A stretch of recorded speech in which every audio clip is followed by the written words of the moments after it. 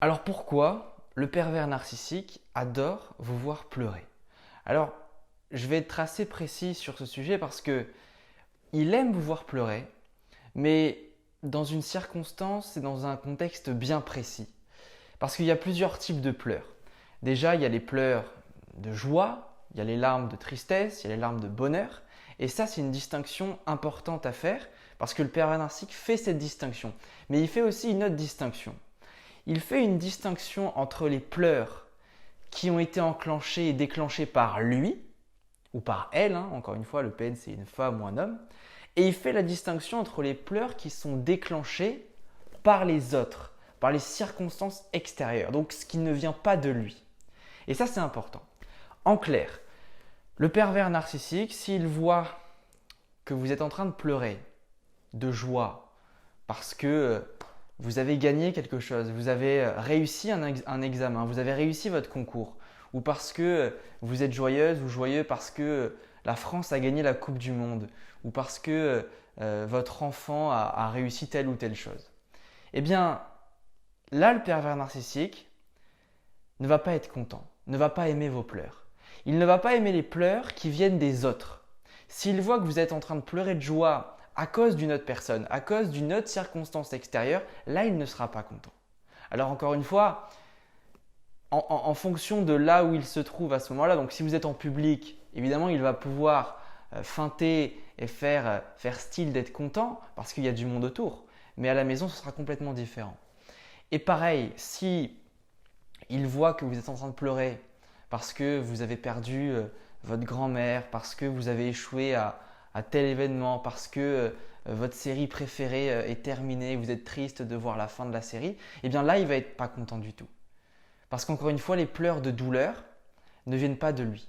Alors vous pourriez vous dire, mais si le père narcissique, il aime me voir pleurer même quand je ne suis pas bien et que ça ne vient pas de lui.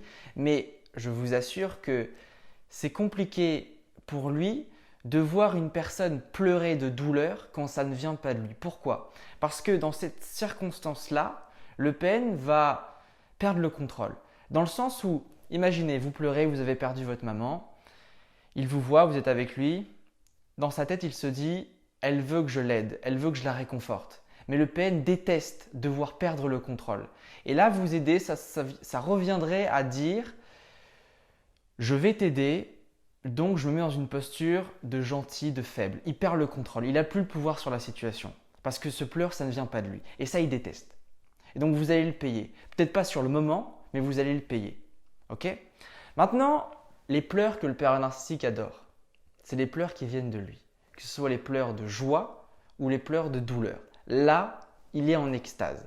Là, le père narcissique, il a son carburant au maximum. Il faut imaginez vos pleurs qui viennent de lui comme un robinet qui coule, qui ne s'arrête jamais. Et le pervers narcissique, il est là, à absorber tout ce carburant qu'il adore. Maintenant, il préfère évidemment les pleurs de douleur qui viennent de lui que les pleurs de bonheur qui viennent de lui. Il arrive, il vous offre un bouquet de fleurs ou il vous offre un voyage, vous pleurez de joie, il est content, ça lui fait plaisir, il a son carburant, mais ce n'est pas plus fort que si il arrive à vous faire pleurer de douleur. Il vous dit je te quitte, évidemment ce n'est pas vrai, mais vous pleurez, là il est content, il absorbe les pleurs de douleur. Pourquoi il préfère les pleurs de douleur? Parce que c'est plus compliqué de faire pleurer une personne de douleur. C'est plus facile de rendre une personne heureuse que de faire souffrir une personne. Et le père narcissique, au moment où il arrive à vous faire pleurer de douleur, pour lui c'est le Saint Graal. Là il a le pouvoir, là il a le contrôle sur la situation. Et à ce moment-là, c'est bingo pour lui. Alors comment il réagit face à vos pleurs qui viennent de lui?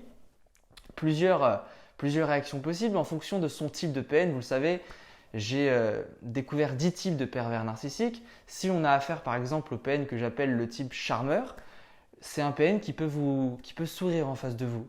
Vous êtes en train de pleurer de douleur, à cause de lui, il va pas pouvoir s'empêcher de lâcher un petit rictus. Pourquoi? Parce que c'est compliqué pour lui de ne pas résister à la tentation de montrer qu'il est content.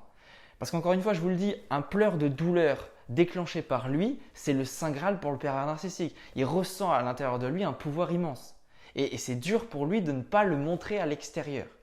Donc c'est pourquoi on a des PN qui rigolent, qui sourient en train de vous regarder pleurer. Alors, d'autres types de peines qui vont être davantage dans le contrôle, comme le dominant par exemple, peut rester de marbre. Il va vous regarder, le visage tout lisse, mais à l'intérieur de lui, c'est Bagdad. Il est très content, très très content, mais il ne va pas le montrer. Encore une fois, je vous invite à lire mon petit livre de 20 pages, les 10 types de PN, vous avez le lien en description.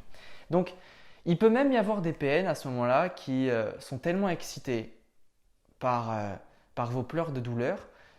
J'ai eu des témoignages de femmes victimes de pervers narcissiques, hommes, qui me disaient voilà, moi un jour je pleurais de douleur, il m'avait dit telle ou telle chose, j'ai craqué, j'en pouvais plus, il m'a fait exploser, j'ai pleuré, on était au lit tous les deux et il a commencé à avoir une érection.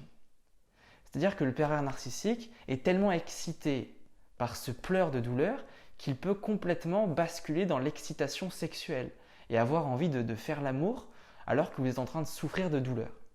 Et peut-être que vous avez déjà vécu ça.